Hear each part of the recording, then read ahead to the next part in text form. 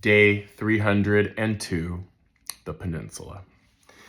So like Marin County and North Bay, the Peninsula may or may not be synonymous with the South Bay. And again, I'll be honest, I don't really care. So this is going to be a controversial statement. It's fine. It is what it is. I don't consider anything south of the San Mateo Bridge to be part of the Bay Area, geographically or culturally. And people from San Jose, they really feel some type of way when I say that. And I actually think San Jose should be a part of Monterey County. I think it technically is geographically part of Santa Clara County, which technically is part of the Bay Area. Again, I don't really care. They're culture vultures. They have nothing to do with the culture that was born in San Francisco and in the East Bay. And I have the least amount of respect for the Peninsula. It's a bunch of suburbs. It's where it, like, kind of the three, like, other than Oakland, like, if you want to buy a house, and if you want to raise a family, you'll go to the Peninsula. So the Peninsula includes San Bruno, South San Francisco, San Mateo, and then I'm not even going to touch anything south of that because it's irrelevant. So the Peninsula, it doesn't have the same hopeless feeling, like that really hopeless, soul-sucking energy that Marin County has. And it could be that it's more populated. It could be that there's like a little bit more color down there too. It's a little bit more diverse.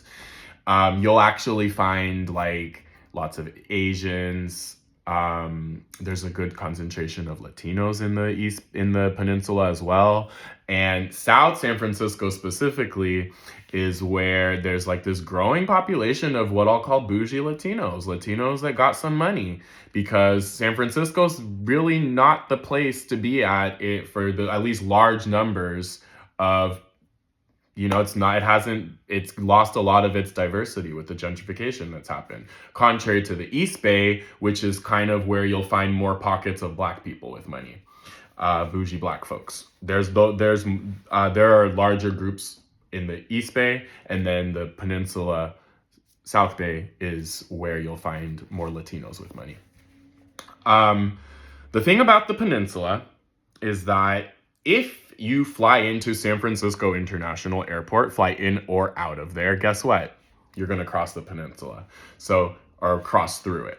Technically, the area where SFO is, and I'll cover this in another video, that belongs to San Francisco. So technically that is a part of San Francisco. Again, I'll cover that in another video, why it's not directly connected, but the land where SFO area is, however, it's at the border of Millbrae, San Bruno. So when you come back into San Francisco, you're going to cross San Bruno, Daly City, and South San Francisco. So that's a little, again, barely scratched the surface of the Peninsula. There's, I don't know, that's where all the tech companies are, Cupertino. It gets a whole cluster, the further down you go. Gilroy, Watsonville, Monterey County. It's not anywhere near the epicenter again. That is the epicenter of Bay Area culture, which is San Francisco and Oakland.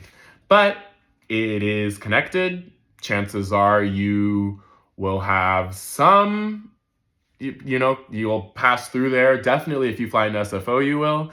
And then there's a significant amount of people that live in San Francisco but work at one of these tech companies. So if you're a millennial, right, you want to live in San Francisco. You don't want to live down in the Peninsula. That's a great place to raise a family, not a great place to be a young adult. So I don't know, me and my family have always joked how these people like plan like 4 hours of their day to sit in traffic while they go, down to their little tech companies and then come back up to San Francisco.